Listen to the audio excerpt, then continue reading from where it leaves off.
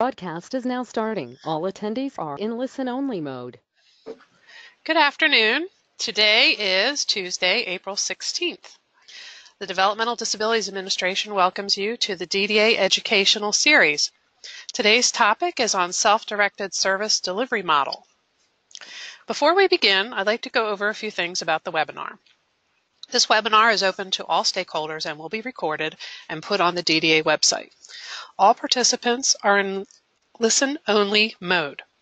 There are two options for listening to the webinar, by computer and by phone, and if you have trouble hearing, you can switch modes by clicking on the appropriate button on the webinar panel. There are handouts for this webinar, which you can find in the handouts section, and they can also be emailed to you if you're using the phone. You can email me, Donna Will, at donna.will@maryland.gov. We will be recording today's webinar. If requested, we will send a link in a follow-up email. Questions can be typed in the question box, which is in the webinar panel. They will be read and answered out loud as long as they relate to the topic on self-direction. And now I'd like to introduce Natoya Mitchell, and she is the new statewide coordinator of self-directed services, along with Rhonda Workman, who will also be with us. She is the director of federal programs, and Patricia Sastoki, director of programs. Welcome, everyone, and I think we're going to hear from Patricia first. Thank you, Donna. I appreciate that. I have Natoya. We're so excited that she's joined us at DDA, and unfortunately today that she's with us, she has laryngitis, but she wanted to say a couple of words. So, Natoya. Just want to say hello to everyone, and thank you so much for participating in today's webinar. We look forward to any questions that you may have later on in the session. So to conserve her voice and so we can all hear, Rhonda and I will be doing this webinar, but we invited her so that you guys can get to know her, via our wonderful cyber way of communicating and introducing people. But for today, we are going to give an overview, as we always start our webinars with the DDA's overview. We're going to talk about the DDA service delivery model. And then we're going to talk about what does that look like. So for self-directed services, we're going to talk about that, and we're going to talk about the enrollment, and then the self-directed support team, and then we're going to open up for questions from the audience. So I'm going to start with the overview of Developmental Disabilities Administration, and I always take pride in introducing this slide because it really is about what we believe, and we at DDA believe that all people have the right to live, love, work, learn, play, and pursue their life's exploration in the community. And so we're here to assist and support people in doing that in their families. We partner with people with developmental disabilities and their families and resources to live full lives. Like, what do we have that we can offer? What can we do? What does the trajectory look like? And to do that, we provide a coordinated service delivery system to enable children and adults with intellectual and developmental disabilities and their families to work towards self-determination, interdependence, productivity, integration, and inclusion in all facets of community life across the lifespan. We are one of many, many resources and supports available to assist individuals and families as they build their life towards their vision of what is a good life for that person. And so that's really critical and important to us. And who do we serve? We serve children, adults, and families. But before we get started, we thought we always bring this up, and it's just a reminder that in order, before we start talking about services, about supports, we really want to talk about what is that person's trajectory to a good life? Where do they want to be? What is the good life to them? Is it in the community, in employment, in their home, in their relationships? What do they want to do? What is their goal within the next 365 days, 5 years, 10 years, 15 years? And what do we want to be avoid? What do we want to avoid? What do we want to make sure that that person's life is not just about eligibility in service life, but more of a community life, a relationship. And so when we get together with any group, families, providers, sub-advocates, a person in services, even within our own team, we always, what are we trying to get to? What is our trajectory? What is a good life? And so that always grounds us so we can then start to talk about services and supports and what do we need. And then we wanted you to know a little bit about where we are located. And we, of course, have 4 regions. And this is the information that we have about the 4 regions. We have Michael Bryan, Acting Director for the Central, Kim Cuscido for Director of Eastern Shore, Judy Paddock, Director of Southern, Kathy Marshall, Director of Western. So this is information that you have access, and it tells you the counties that we serve and the phone numbers so you can reach them. So we're going to start talking about the service delivery model that we have for DDA. So DDA has 2 service delivery models. One is self-directed model, and the other one is the traditional model. So Rhonda, you want to talk a little bit about what these 2 models are? Sure, thank you. Good afternoon, everybody. So as Patricia mentioned, we have 2 service delivery models, and under the self-directed service delivery model, this is a model that promotes personal choice and control over the delivery of services and an individual budget that's associated with those services. Under this model, the person, the participant, or their designated representative will assume employer and budget authority responsibilities that we'll talk about today as the employer of record. So they're the boss, they're the one in control, and legally they're considered the common law employer. The other service delivery model we have, we refer to it as the traditional model. And under this model, services are provided by a variety of DDA certified or licensed community agencies. And under this model, the provider assumes all the responsibilities as the employer of record. So they are the common law employer. They hire the staff. They're responsible for billing and approving services and such. And so today we're going to focus specifically on the self-directed service model. So first, it's important to talk about what is self-direction so that we're all on the same page and understand our topic today. So self-direction is often referred to as participant-directed services or consumer direction. And it really empowers people to design their supports based on their own unique strengths and needs. It gives people more control over their supports and funding to buy their own services. So they're in control and will have employer and budget authority related to these items. It helps people of all ages maintain their independence at home by choosing the mix of services and supports, again, that best works for the person. Self-direction has been built on the belief that people receiving services and supports know their needs best and are in the best position to plan and manage their own services. So let's talk a little bit about self-direction in Maryland. Self-direction in Maryland has been very successful, and over the last few years we've grown increasingly, starting out with a few hundred, and now we're up to almost 1,000 people utilizing this model.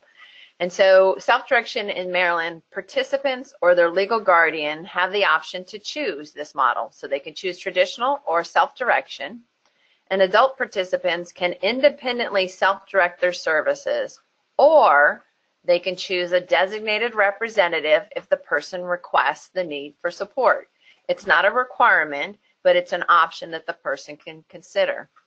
A designated representative is authorized by the person on the form provided by the department to serve as a representative in connection with the provision of their services or supports under the self-directed service delivery model.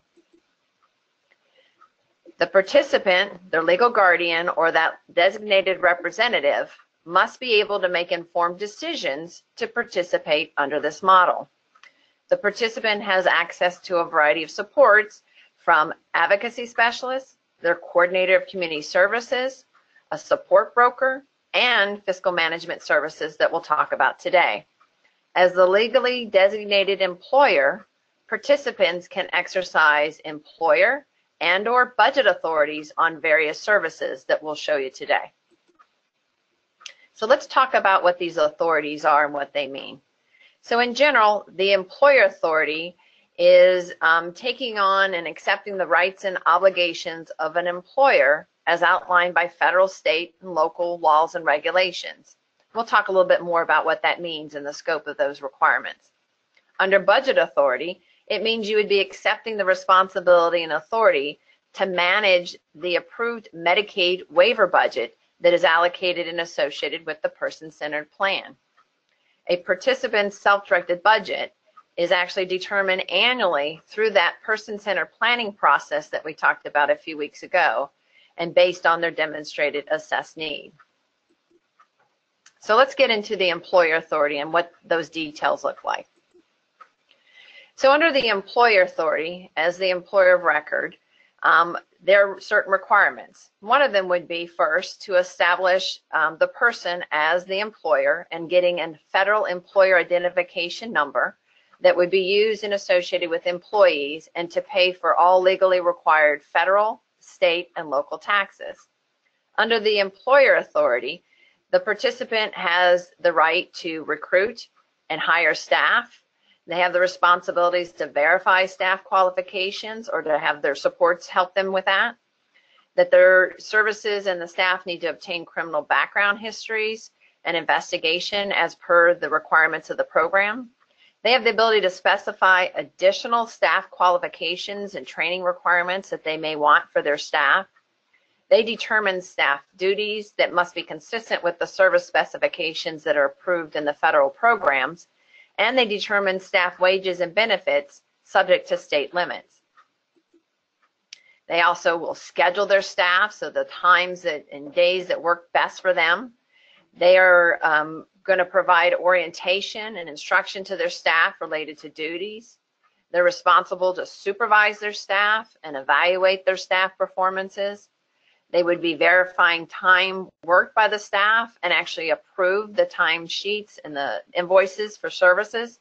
And they have the right to and responsibility to discharge or fire their staff if they're not meeting their expectations. So this is when you mean that they're employer of record. They actually are their own employer. Right, they're the employer of the record, they're the boss, so they're the one who is responsible for all these decisions and responsibilities. So what services does the employer have authorities for DDA? So that's a great question. So let's look at some of the services that have employer authority responsibilities associated with them. So as you see on our screen, and we talked about this last week when we did our review of waiver services, the following services participants have the option to exercise employer authority. And under these services, you'll see they're all related to actually hiring a person, in a sense, hiring a staff person to provide these services on behalf of the employer. The first one is our employment services, which includes a variety of supports similar to our supported employment and our employment discovery and customization, but we're talking about job coaching and assistance with discovering and customization of jobs.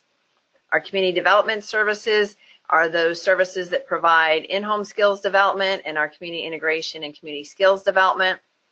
Personal supports would be hiring a staff person to provide, would be providing the supports for the in-home skills development and the community engagement and integration. Our CDS services are those services that are provided as a meaningful day services in groups of up to no more than 4, where people are accessing and integrating in the community. Respite services would be hiring a staff person to provide that time-limited kind of temporary relief, supporting the unpaid caregiver with some time off. Transportation would be hiring someone that could help to be transporting the individual related to accessing their community independently.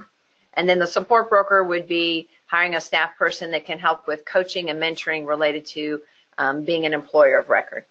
So all those are the employer authorities. Right, these are all the employer authority services options. So let's talk about those responsibilities for budget authority. So under budget authority, the person, the common law employer, will determine the amount paid for services within established reasonable and customary rates. They have the responsibility to reallocate funds among services already approved and included in the budget. They're responsible to schedule the provision of those services, and they can, again, specify any additional provider qualifications. Can you tell me a little bit about reasonable and customary rates? Sure. So within the DDA programs, we annually issue information related to what would be considered a reasonable and customary rate. There's a range related to these rates for the services that are available under self-direction to help participants in determining what would be a fair and reasonable rate to pay their providers or their staff people.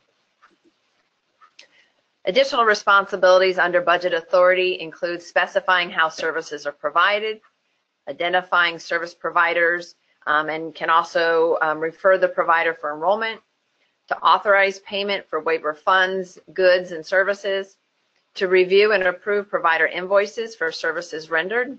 And so another way to think about the budget authority is it's being a good steward of federal money. So you would be responsible for federal Medicaid dollars allocated with that person-centered plan, and then you would be responsible for managing and authorizing payment for those services.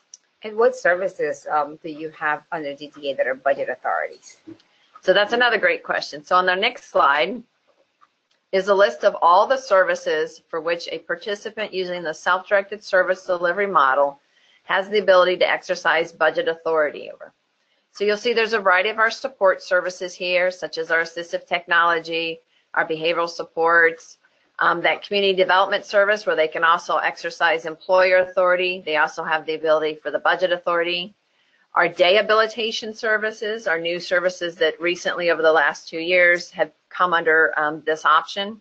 It includes the employer discovery and customization, the future new employment services, our environmental assessment and our environmental modification services, our family and peer mentoring supports, the family caregiver training and empowerment services, the new housing support services, the individual and family directed goods and services, our live-in caregiver supports, all 3 of our nursing service models, the participant education training and advocacy supports, personal supports, remote support services, respite care, support broker, supported employment, supported living services, transition services, transportation, and vehicle modifications. And if you want to know more about the services, last Tuesday we did a presentation specifically to all the services, and so we'll be posting this on our website. We also have on our website a section where we describe all the services in our waiver application as well. Right, so let's talk about how would you enroll in the self-directed service model in the DDA waiver programs. So people that are interested in the self-directed service delivery model, their coordinator of community services will provide information and overview of these options when they first meet with them on an ongoing basis. And with input from the team, shares information with the person about the rights, risk, and responsibilities of managing their own services and managing and using an individualized budget. This process is documented with the self-directed service agreement, which is a form that's been created to indicate that the person or his or her designated representative is able to make informed decisions such that there is no lapse or decline in the quality of care that's being provided, the quality of services, that there's no increased risk to the health or safety of the person, and that they understand the responsibilities that they're taking on as the employer of record under the responsibilities for employer and budget authorities. So the DDA does not want to discriminate based on disability. We're just saying that if anybody wants to participate in self-direction, that person or the designee, or whoever is supporting that person, really understand those 2 authorities, correct? Yes. So let's talk a little bit about some supports that DDA has available to individuals that select the self-directed service delivery model. So you can see there's a variety of supports that are available to people that self-direct. And so we're going to review them in the upcoming slides, but it will include the coordinator of community services, the support broker, which is now an optional service that the person can choose, fiscal management services that we'll talk about the details and the scope that they provide, our regional advocacy specialists, and also some dedicated funding related to recruitment to help individuals in finding staff. So that coordinator of community services, or the CCS, their roles and responsibilities include providing information on the availability of services, benefits, responsibilities, and liabilities associated with participating in a self-directed service delivery model. They provide information during that initial meeting with the person, during their annual person-centered planning meeting, and also during quarterly monitoring visits and upon request at any time.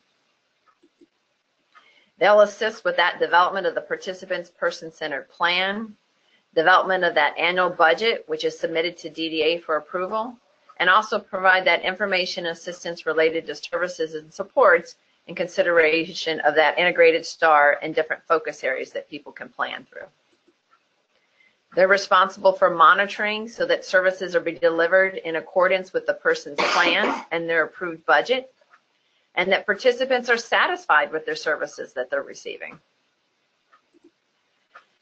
The support broker is an optional service that's available in all three of the DDA waiver programs. So that includes the family supports, the community supports, and community pathways waiver.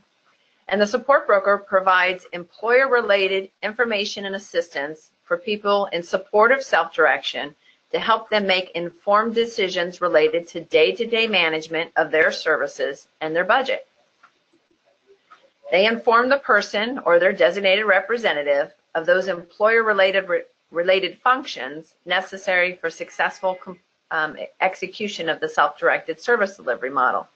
That would include providing an initial introductory orientation related to, one, being the employer of record, information related to Department of Labor rules and regulations, federal and state requirements, the development of staff policies and procedures and schedules and backup strategies, and also strategies for recruitment, advertising, and interviewing potential staff. They also are considered coaches and mentors. So they help individuals by coaching and mentoring in that recruitment, advertising, and interviewing potential staff. And they are a very active member of the participants' team. The support broker, providing that information, coaching, and mentoring, can include other areas such as rights and responsibilities of the common law employer, those practical skills we mentioned, recruiting, hiring, training, scheduling, managing and terminating workers, and also conflict resolution, employer and staff required forms and documents that should be put in place, also coaching and information about the development and adjustment to staff and service schedules, and also strategies for effective supervision and staff evaluation. They provide additional information, coaching, and mentoring related to strategies for reviewing monthly statements from that fiscal management service agency and considerations that the person should think through related to budget adjustments, strategies for recognizing and reporting incidents, strategies for filing complaints as per the DDA policy on reportable incidents and investigations, and also strategies to consider related to risk management agreements. The support broker services, as we mentioned, are an optional service in all three DDA waivers and are not required in order to exercise the service delivery model for self-direction. The support brokers do not make any decisions for the person. They do not sign off on service delivery, timesheets, or hire or fire workers. They are providing coaching and mentoring, information, and assistance, but not acting on behalf of the person. So let's talk a little bit about fiscal management services and what their roles and responsibilities are. They're available to assist the person with those financial tasks of managing employees for people who are self-direct. They're going to be assisting with addressing federal, state, and local employment tax, labor and worker compensation insurance rules, and other requirements that apply when the person functions as the employer of record. They're going to help the person or their representative manage and direct the disbursement of funds contained in their participant-directed budget. They'll perform those fiscal accounting processes and procedures and make expenditure reports to the participant or the family and the state authorities available. They'll make financial transactions on behalf of the participant when the person has that budget authority. They're going to assist with verifying employer citizenship and legal alien status, such as completing and obtaining a copy of the U.S. Citizenship and Immigration Services. This is that Form I-9 that we all complete when we are originally hired. They're going to support the service worker with all those forms. They'll help to verify provider certifications, training, and licensing requirements as required under the waiver programs. And they'll actually help with the conducting of criminal background checks for those services that are required for. They will collect and process timesheets for the support workers that the person has identified. And basically, they're operating a payroll service to include processing payroll, withholding taxes from workers for paying and filing federal income tax, state withholding, and also local employment taxes and insurance premiums as all applicable. And they will be distributing those payroll checks to the person's staff and vendors. The budget authority scope that they're doing is basically they're acting as a neutral bank on behalf of the participant. So receiving and dispersing those public Medicaid funds, they'll be tracking and reporting on that budget in terms of funding that was received, dispersed, and any balances that remain. They're required to maintain a separate account for each person so that each person is set up as a sole employer, and tracking of their funds, disbursements, and balancing that to make sure it's within the program requirements. They'll process and pay those invoices for goods and services based on the participant or their designated representative authorization or sign off on those timesheets or invoices, and preparing and distributing those reports so that the person can stay tuned and manage their budgets, all based on the approved service plan. So let's talk a little bit about advocacy supports that are available. So advocacy supports, we have designated advocacy supports individuals in each of the DDA regional office, and they're available to provide peer-to-peer supports for people self-directing. They help to build relationships with self-advocates and self-advocacy groups and providers. They support other self-advocates to learn about and understand self-directed services. And they coordinate and conduct a variety of trainings related to self-direction and other important areas that are available on the DDA training page. And then the last support that we wanted to mention is our recruitment support. So in all three of our waiver programs, there are dedicated funding under our individual and directed goods and services to support people in developing strategies to support recruitment and advertising of staff.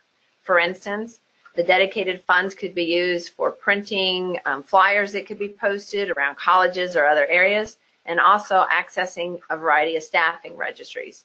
The dedicated funding is up to $500 that's available each annual plan year.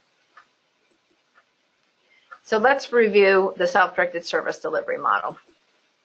So under this self-directed service delivery model that's available in all three of the DDA waiver programs, the participant functions as the common law employer. They have two authorities available to them based on a variety of services. First is the employer authority, and this is the decision-making authority to recruit, hire, train, and supervise the specific individuals or staff who furnish the services for the individual. Then there's the budget authority, and this is decision-making authority over how the Medicaid funds in a budget are spent. They accept the responsibility to manage and to stay within their authorized budget.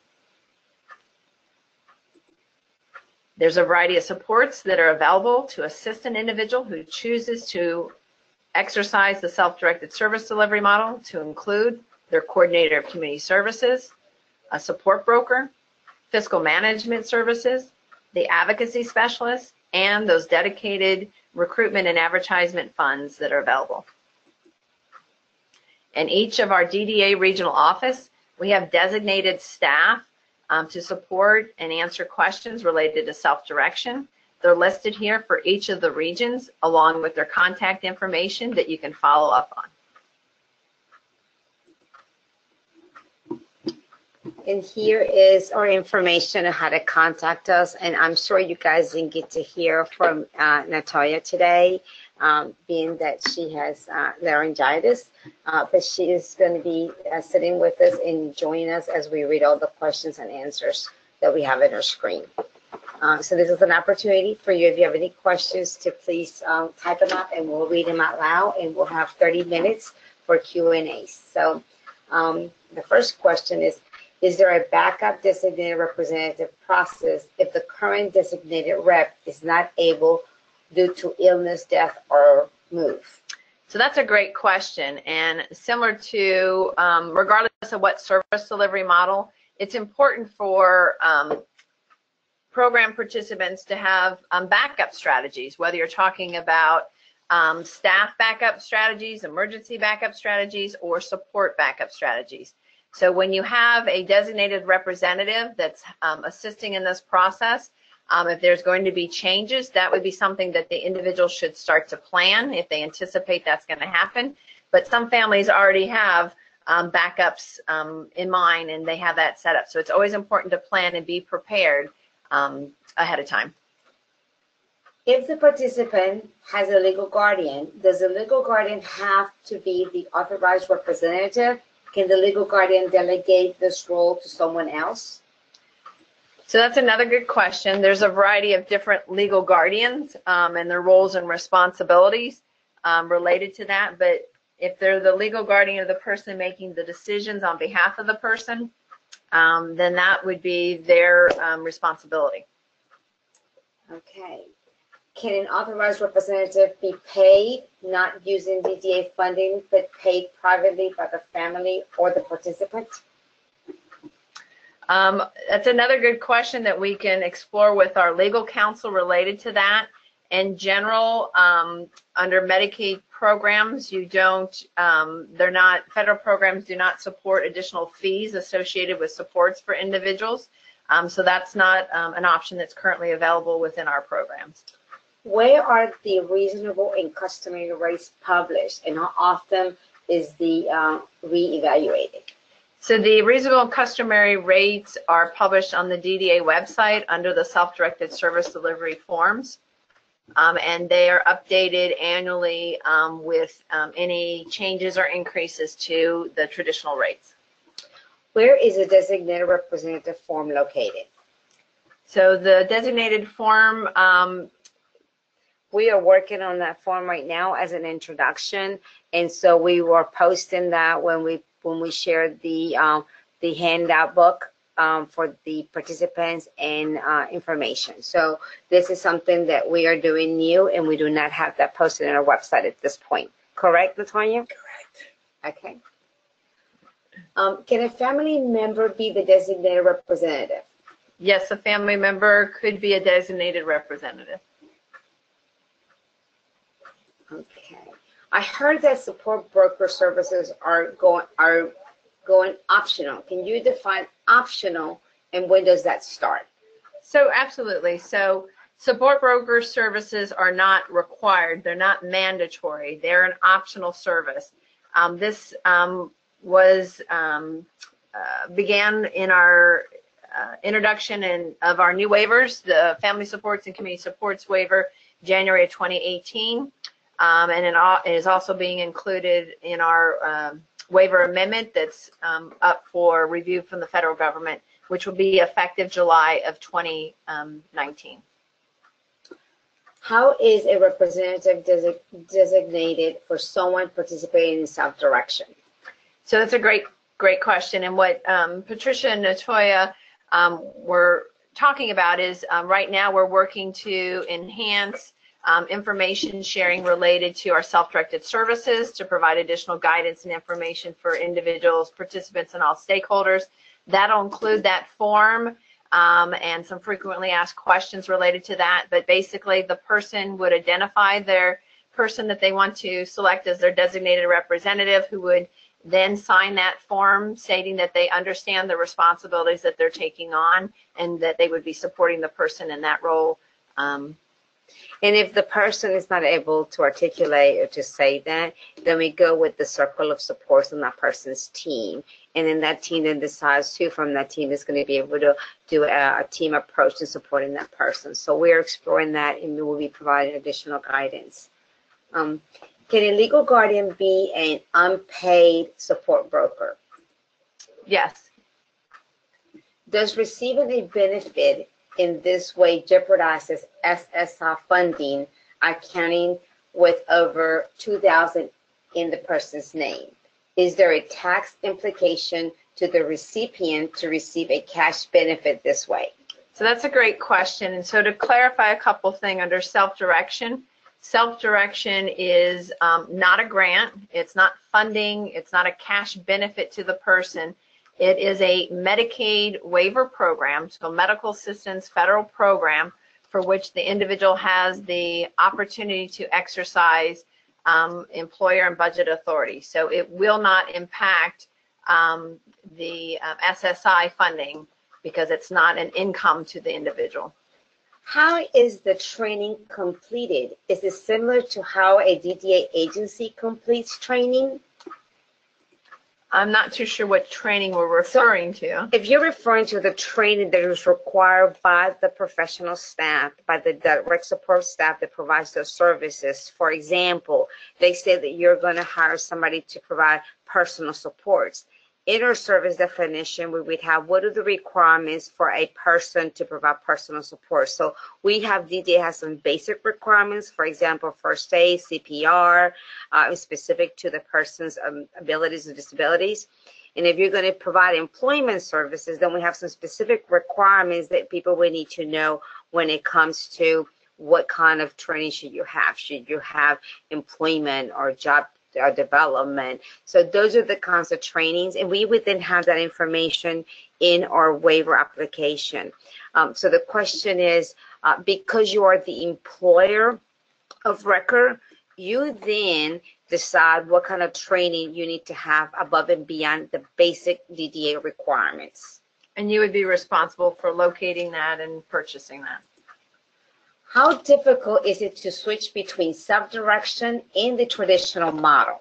So that's another great question, and by having the model within each of our waiver programs as opposed to having separate programs, basically you're just completing that enrollment form and letting us know that you are interested in exercising that option. Does having FMS recruitment support broker take money away from disabled individual? For example, does money that could go to speech therapy, for example, go to this support services if we choose self-directed? So a couple things to keep in mind. First, the answer is no, the money does not take away from the person. Again, first what you want to do is focus on that trajectory. What's the goals and outcomes? Look at the circle support, natural and other community resources, identify supports related to meet those needs, and then from that, identify what the unmet needs are. The supports that we are talking about, the support broker, the fiscal management services, and the advocacy supports are all paid through administrative funds and are not taking away from the individual in their budget. The dedicated recruitment supports is dedicated $500 that the DDA will authorize for all people who choose to self-direct, so where it's not taking away, it's an addition. Individuals that are interested in speech therapy, that should be pursued through medical assistance, state plan services, or other private insurance. It's not a service that's available under the waiver programs. Can a family member that is a relative that does not live with the participant provide respite in other services under self-directed? Yes, the information in our waiver program will specify when a relative can provide services. It's noted within the service, each service, and in the back of the waiver application, Appendix C, related to relatives delivering services. Can you please send the rate sheet that providers should use? And then what we'll do is we'll send a link to all the people that register or where they can find this information in our website. Does a self-directed individual receiving funds in advance on a quarterly basis like a DDA provider? If so, how does that affect the 2,000 max they are allowed? So that's a great question. So it's the self-directed service delivery funding and payment does not operate the same way as the current DDA prospective payment system. The process would be that the DDA would provide funding based on the approved budget to the fiscal management service agency, who then would be dispersing those funds based on approve and authorize timesheets and invoices from the participant or their designated representative. Can we get a handout of the new definitions for each support? So the presentation that we did last Tuesday has all the services available, and this presentation is available in the handout section on the right panel for the webinar. Can individuals bill for Community First Choice Program and DDA self-directed at the same day? So can individuals bill? Participants would not bill related to that. If a staff person working with a person self-directing is providing Community First Choice services to the individual and also providing self-directed services, they could not bill at the same time because it would be a duplication. How do we obtain an FEIN number? Good question. So the Federal Employer Identification Number would be requested on behalf of the participant by the Fiscal Management Agency. So they're the one that's going to help support the individual in establishing them as the employer record and getting that number on their behalf. Are the peer advocates also available to support a caregiver, or are there other advocates that can assist the family that is very involved in care of the individual?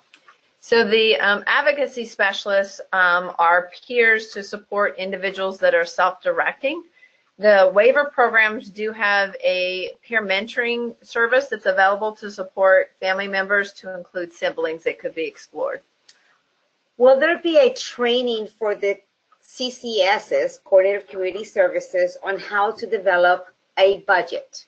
Yes, we have a variety of new training opportunities and that are coming available to the coordinators of community services to assist them in supporting individual self-directing. Could you clarify how supported employment services work under the self-directed model? So that's a great question, and I know that on our upcoming webinar you see on our screen, April 23rd includes our Employment and Meaningful Day services, where we'll be providing some additional information related to employment services. But supported employment services are available under the Employer Authority and Budget Authority under self-direction, and so individuals currently use supported employment services to hire individuals to help them with finding a job and doing job coaching. As we move forward with our new employment services, the opportunity for Budget Authority will be available, and we've enhanced the qualification requirements, as Patricia mentioned, related to training requirements for people delivering that service to include national certification. What is the advantages and disadvantages if not having a support broker? So the choice of a support broker is an optional service, and it's based on the person's own preferences related to the delivery of services. So the support broker, again, can be like a consultant, a mentor, a coach that can help provide an orientation about those roles and responsibilities as an employer of record, help them with strategies related to hiring and firing and developing schedules. But the individual may use their own circle of support or have their own ideals that they can do that on their own. So it's an option, and again, it's a choice based on the person's preference. Under self-direction support recruitment, you said that funding available each planning year is up to $500. Is the planning year you are referring to the actual each physical year? So every individual has a person-centered plan that's established. Individuals establish the annual plan date that does not change. So every year, that will be the date that that plan becomes effective for 365 days. It does not have to be based on a fiscal year or a calendar year because the individual identifies it. And so for during that year, that whole 365 days based on that annual plan date, up to $500 is available for the person to use for advertisement and recruitment supports. What are the qualifications for an authorized representative? So that's a great question. we talk about a designated representative related to exercising or supporting an individual with self-directed services, and that's where additional guidance is going to come out. And I think what we're looking at is it's really up to the person. What DDA is interested in, whoever is doing that on behalf of that person or with that person, to understand what is budget authority and employer authority and follow those requirements. So it's really up to the person to put that as the employer of record with its qualifications. For the DDA, we just expect that that person will know exactly what we want them to do under employer authority and budget authority. As when a person is in self-direction, they're the employer of record. They're actually putting together guidelines, policy, and procedures, just like you would have a small business. And then DDA provides a framework and guidance of those parameters. So if you think of it that way, you can create that on your own. But for us, is the understanding that that person who is going to be that representative understand budget authority and employer authority. What is the fate of a participant who has exhausted his or her budget funds and is in an emergency situation in need of service? So individuals in emergency situations should contact the regional office and share their needs so that can be considered for supports that could be available. I think we already answered this one. Can a rep payee be paid staff? Can the designated representative also be a representative payee? Yeah, I think the thing that we need to consider when we're talking about representative payees and other type of people that are supporting individuals is potential conflict of interest. So if you're the one that is making decisions about people's funding and money, SSI, and then also being paid to deliver services, other services, there could be potential conflicts of interest. And so those all need to be explored. And this one's asked again, but why is the support broker now in optional services, not a necessity as is in the past? So we want to support the flexibility of the program and choice and options of individuals. So we are not mandating or requiring a support broker. It's a choice and option that is being made available to participants in the waiver program. Can a participant terminate their designated representative? Absolutely. With the new requirements of having two separate budgets for the self-direction plan, will there be a training for it? Yes. So we are working to issue a new contract that may be more supportive so that we do not have to have two budgets, that we would go to one. So we're looking for some adjustments to that in the near future. Unfortunately, currently, we do require two budgets if it's not aligned with the fiscal year.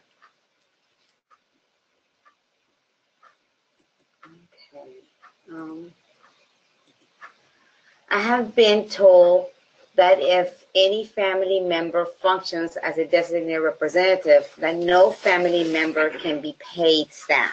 For example, if dad is a designated rep, can mom be paid support staff or siblings? Right. So that's a great question, and I know there's been a lot of discussion about moms and dads being support brokers and making decisions or helping to advise individuals, coaching and mentoring related to family members. And so we are looking at input that we received from a variety of groups and considering this, but there are options that are available related to relatives delivering services as specified in Appendix C of the waiver application. My FMS has raised their cost. Who will be paying for those extra funds if a person has been in service prior to their increase? So that's a great question. And so what we want to again focus on is that person-centered plan. So it's important to identify and create a good, robust person-centered plan, identify the service needs for which that will then establish the budget. The funding associated with the FMS and any increases will be paid through DDA administrative funds. So you want to again focus on your trajectory in that person-centered plan. How do you sign up to be trained as a support broker? So training related to support broker. I would visit the DDA training website where we offer training on a regular basis, and we have a contractor that we contract with to provide this type of training. Does there still need to be a detailed schedule of what the individual does daily, or is it just going through the PCP process now? So I think what you're asking about, it depends on what service is being requested and the amount of service being requested. For some individuals who are seeking personal supports and also receiving other services such as Community First Choice, a activity or detailed schedule and purpose of those services are being requested to identify the assessed need. So one of the things that we're asking, because you're the employer record, is your person-centered plan is an outline of what DDA is funding and paying. It is up to you as the employer record who's participating in self-direction to develop an implementation plan, when, how those services will be delivered. Who is responsible for health insurance for the employer? Is it that of the employer? So benefits for staff is an option that's available that the participant can decide whether to offer or not. It would come out of their budget. It's not additional funding that would be requested or provided by the DDA. In the state of Maryland, if you have less than 50 employees, then you're not required to provide those health insurance. Can you provide me a little more clarification on my CFC and self-direction question? It just seems that you indicated that a person cannot receive CFC and DDA on the same day. So to clarify, you can get it on the same day, but you could not receive it on the same time based on the service that's being delivered. For an example, you could not receive CFC personal assistance from 8 to 10 at the same time you're receiving personal supports from 8 to 10. Can support brokers also participate in the budgeting classes being developed for the CCSs? It's something we can consider as a recommendation. Thank you for your suggestion. Is there training for a designated representative? Yes, we will have some training more in detail as we talk more about self-direction. One of the things that we did not share on today's presentation is that we are in the process of updating and creating a robust person-centered plan. So we are going to be submitting in our amendment to all the new developments and enhancements that we have done through our self-directive service delivery model when we do our amendment 2. And we'll share all this with all the stakeholders and participants in self-direction so that they're aware and informed. What are the major differences between the duties of the support broker versus the FMS? Some of the duties sound the same. So that's a great question. So one way to think about it is the support broker is there to coach and mentor related to kind of that human resource function as an employer of record. So hiring and firing and training strategies. That fiscal management service is primarily there as the kind of payroll accounting process, but also is there and has responsibility to help verify staff or employee requirements such as that criminal background check, CPR, and first aid. So let's walk that through. So if I hire somebody, the support broker is going to help that person in self-direction come up with maybe 5 questions they can ask when they're interviewing that person. So that's the coaching and the mentoring. Once that person gets hired, then the FMS does all the paperwork, collects the I-9, the Social Security, the tax forms, the background checks. So hopefully that clarifies what that role is. So mentoring, coaching to the person, and then the FMX actually is doing the work with all the paperwork and processes. I was sent this email for training on April 9th. How can I make up the 4 classes I missed? We're going to post all of our trainings on the DDA website, and we're hoping to have them all up within the next week or so. And then all the people that have registered to all of our educational webinars, we will send the linkage of where they can find the links to all the webinars on our website. Okay, the next one we have about another 7 more minutes. how do we not have the cost of support broker fees cut into the support broker funding, such as the number of CDS and personal supports? Since our budget is set amount, where does the extra funding for the support broker funds come from? So as listed in our waiver application, the process for establishing the budget is to first, again, create that person-centered plan based on the person's trajectory. This should be done every year. So the goals and the services could change every year, and the funding associated with it could change. It could go up, it could go down. Based on that, the funding will be provided based on the services that are requested and assessed need, associated with the funding rates. The support broker services and the fiscal management services we know are currently noted within the budget. However, these are being paid with the DDA administrative funds associated with that. Is it expected that individuals receiving self-directed services access DOORS, the Division of Rehabilitation Services, for intensive job development and coaching services, if possible? Yes, so as we mentioned last week related to our employment services, and you'll hear a little bit more next week, per federal requirements, people should be accessing those services first if they're available and meet that eligibility requirements before accessing the waiver services. Do you have a sample policy and procedures manual for participants to use when getting started, and where is that available? We are actually working on that, and we're hoping to have it available to everyone this summer. So stay tuned for that, and then we'll post it on our website. Are nursing services required? No, nursing services are not required. It's based on assessed need, and again, we refer you to the presentation from last week. Who is authorized to sign timesheets? The participant, he or she can, the authorized representative or legal guardian, if there is one, and is there anyone else that can be designated to sign a timesheet now that the support broker can't? So that's a great question. But first, obviously, the person, if they're choosing to accept those full responsibilities, would be responsible for signing off on the timesheets and invoices. If there is a legally authorized representative, they would be then responsibility. If there's a designated representative, then they would take on those roles and responsibilities.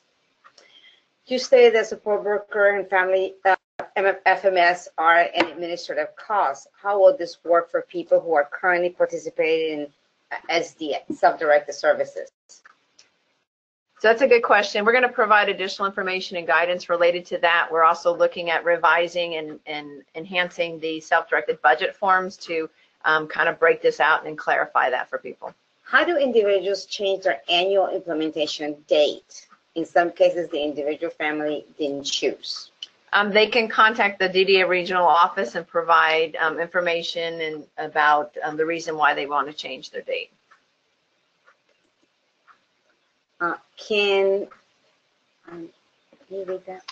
Can part of the person-centered plan be services provided under the traditional model? No, under the waiver programs, you have the option to self-direct or be in the traditional model, but there is no combination or mixture of model. As long as you have two budgets are being required for budgets not in line with the fiscal year until you get this corrected, will both budgets roll over? Or should the second budget only identify what's needed during the dates identified? It's my understanding that the budgets are specific to fiscal year, so it should just be related to the specific services needed during that period. Okay, we got 2 more minutes, so I'm going to read 2 more questions. Does someone in self-directed have to receive services from Community First? So individuals in the DDA waiver programs or accessing Medicaid state plan services such as Community First Choice is all based on assessed need. It's not a requirement to receive those services, but again, if the services are needed, it's based on assessed need and the appropriate program should be accessed. What if a parent, staff, no personal representative in place, and the participant's not able to sign, who signs the timesheet? What if? So we think we talked about if the person can't do it, they need to, when somebody participates in some direction, we need to really identify who's going to do budget authority and who's going to do employer authority. And whoever's doing employer authority is the one who'd be signing those timesheets. So if the person can't do it, who are they assigning to help them to do this, and let the DDA know in the FMS. So when the FMS gets it, they'll know that person's been approved to sign those timesheets. Do this one. Is there a list of vendors and what services they can provide under the self-direction program? So that's a great question. And again, as the employer of record, you have the ability to identify your staff and vendors of services that must, again, meet the qualification requirements designated in the waiver program. Individual self-directing can access and approach a DDA traditional DDA certified or licensed provider for services, and then they would need to negotiate or at least meet the rate requirements that are established under the traditional model. It is now 1 o'clock, and we want to thank all of you for joining us in our educational webinars. And next week, we will have Employment and Meaningful Day, and the following Tuesday, we'll have Behavior Support Services. So thank you so much, and have a great Tuesday.